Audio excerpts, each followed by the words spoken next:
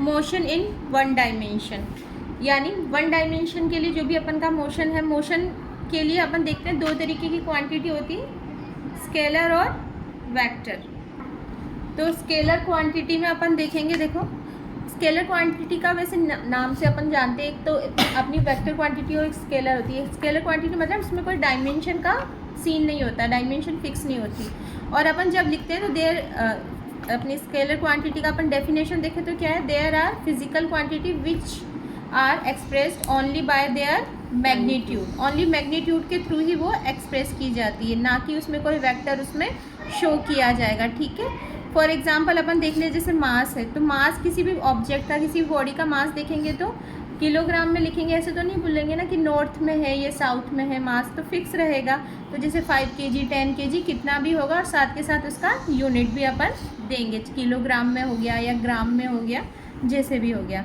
ठीक है, तो ये इसके 2 पॉइंट हो गया अपन ने। यूनिट क्वांटिटी है being measured and numerical value of the measured quantity, numerical value देखेंगे इसका और यूनिट देखेंगे, बस इतना। और इसमें अपन देखेंगे स्केलर क्वांटिटी कौन कौन सी है, मास हो गया, लेंथ हो गया, टाइम हो गया, डिस्टेंस हो गया, डेंसिटी हो गया, volume, speed, temperature, potential, potential में दिया हुआ है ग्रेविटेशनल, मैग्नेटिक और इलेक्ट्रिक पोटेंशियल दिया हुआ है, वर्क दिया हुआ है, एनर्जी दिया हुआ है, पावर दिया हुआ है, प्रेशर दिया हुआ है, quantity of heat, specific heat, charge, electric power, resistance, etcetera etcetera. अभी तो यहाँ पर चलो तुम्हारे में एग्जाम में इतना इंपॉर्टेंट नहीं है, पर आगे के एग्जाम्स में अपन देखते हैं ना, तो इसमें केवल कोई भी एक एग्जाम्पल देख के अपन को पूछ लिया जाता है कि ये स्केलर क्वांटिटी है कि वेक्टर क्वांटिटी है। चलो अब वेक्टर क्वांटिटी देख लेते हैं। वैसे तो जानते हो कि वेक्टर क्वांटिटी क्या है, कि these physical quantities require the magnitude as well as the direction to express them, यानी कि अपन को मैग्नीट्यूड तो चाहिए, यूनिट भी चाहिए, पर साथ के साथ क्या चाहिए, डायरेक्शन भी चाहिए इसको कंप्लीट, इसको बताने के लिए। ठीक है, जैसे अपन को फॉर एग्जांपल दिया हुआ है कि अपन देख रहे हैं कि डिस्प्लेसमेंट के बारे में अपन देख रहे हैं, displace a particle from a point by 5 metre, the first question that will arise. 5 metre अगर बोला कि ये पेंसिल, मैंने तुमको बोला ये पेंसिल उठाकर 5 मीटर दूरी पर रख दो, है ना, तो 5 मीटर दूरी पे तुम मुझसे पूछोगी ना कि 5 मीटर दूरी पे इधर रखूँ, नॉर्थ साइड में रखूँ, साउथ में, मतलब ऐसे तो नहीं पूछोगी इन जनरल, तो नॉर्थ साउथ नहीं बोलोगी, मैम इधर की साइड रखूँ कि इधर की साइड रखूँ, इस तरीके से पूछोगी ना, मतलब डायरेक्शन पूछ रहे हो। तो अगर अपन डिस्प्लेसमेंट देखते हैं तो अपन क्या देखते हैं, उसके साथ डायरेक्शन देखते हैं, तो वो एक क्या हो गया हमारा, वेक्टर क्वांटिटी हो गया। Vector quantity numerical value of quantity में यूनिट के साथ साथ डायरेक्शन भी ले लिया। एग्जांपल क्या क्या दिया हुआ है, velocity, acceleration, momentum, force, displacement, moment of force, impulse, weight, temperature gradient, et cetera etcetera.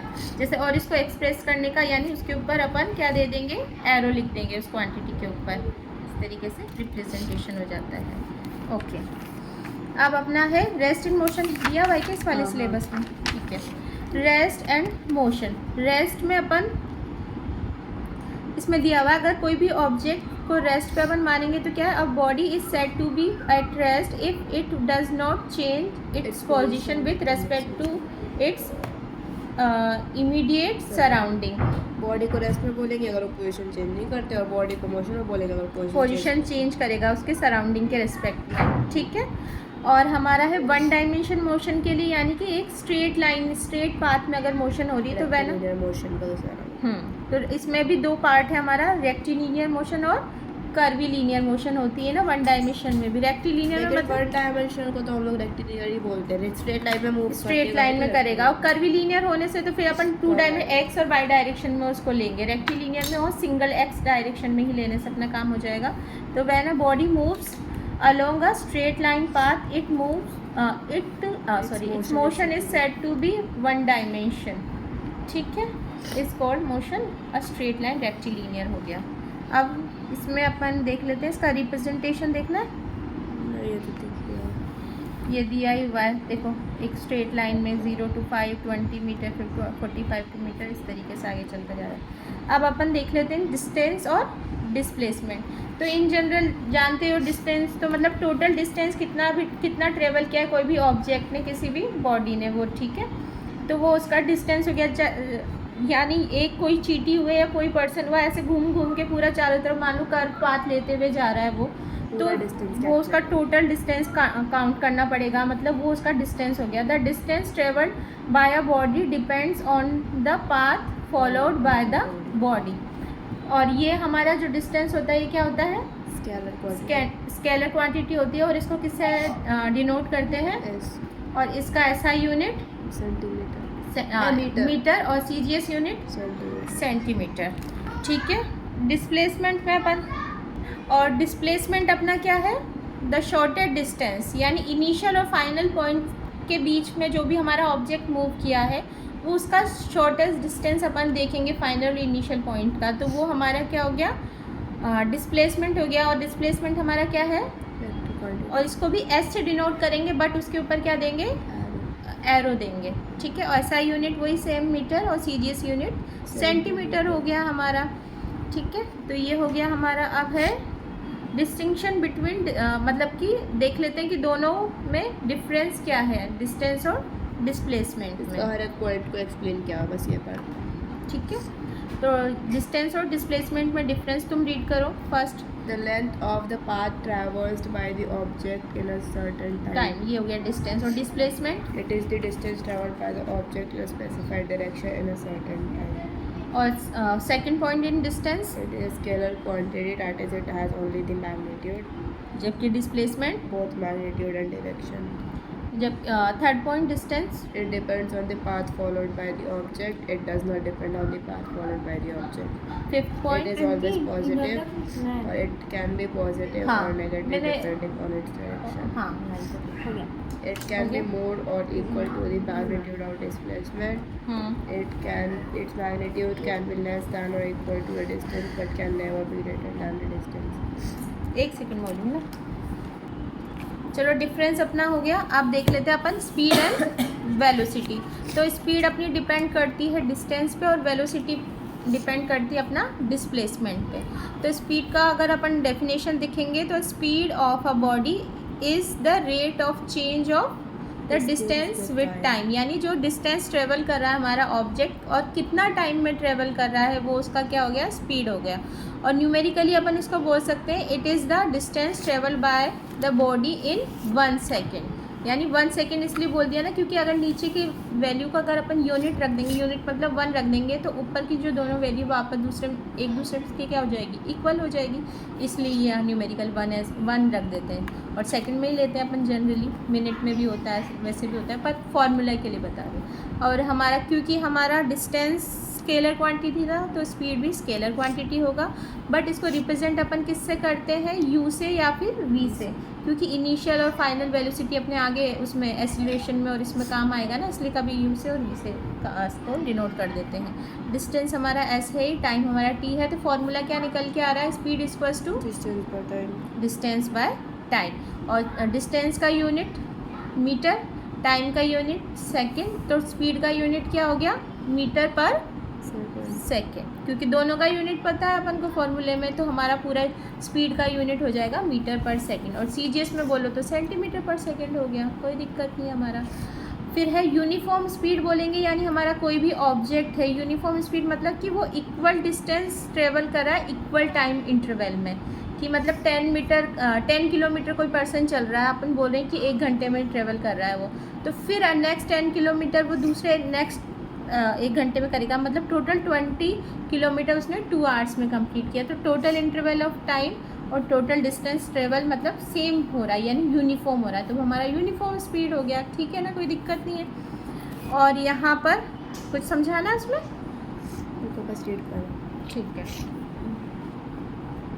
ठीक है, ठीक है। तो यहाँ से अगर हम बोले अपन को डिस्टेंस निकालना है तो डिस्टेंस का फॉर्मूला क्या हो जाएगा? Speed into time. Non uniform का मतलब है, नॉन यूनिफॉर्म वाला ही जनरली पर्सन यूज़ करता है जब वो सिटी में चल रहा है या हाईवे पे कैसे भी चल रहा है, क्योंकि हर पर्सन एकदम वैसे तो नहीं चलेगा ना यूनिफॉर्म।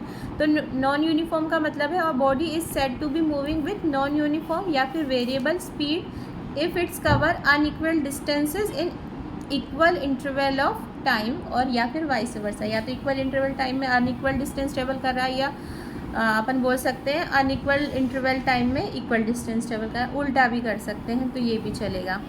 ठीक है।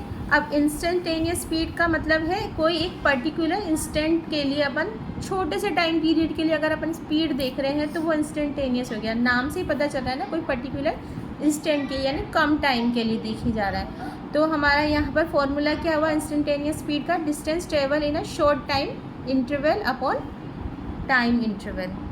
ठीक है, नहीं समझ में आया क्या?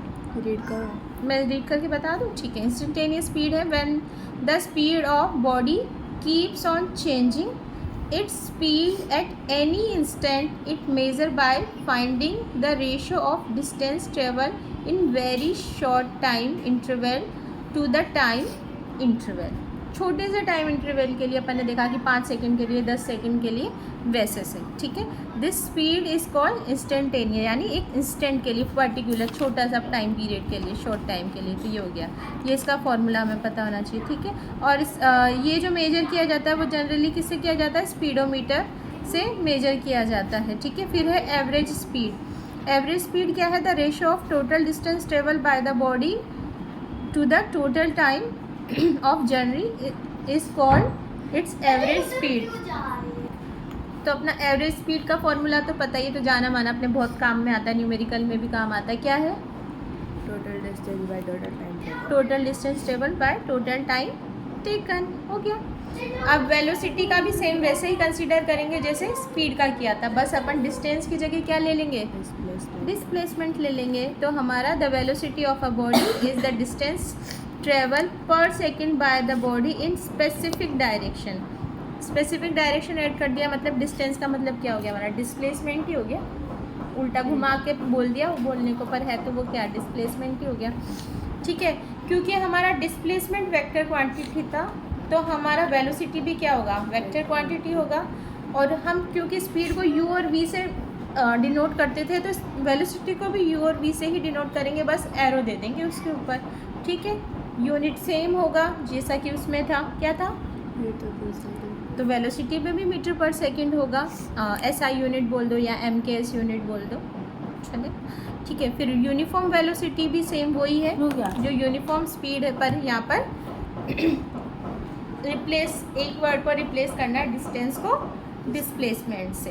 तो हमारा फिर डायरेक्ट इनको स्किप कर दूँ क्योंकि है तो सेम, बस एक वर्ड कौन सा रिप्लेस होगा?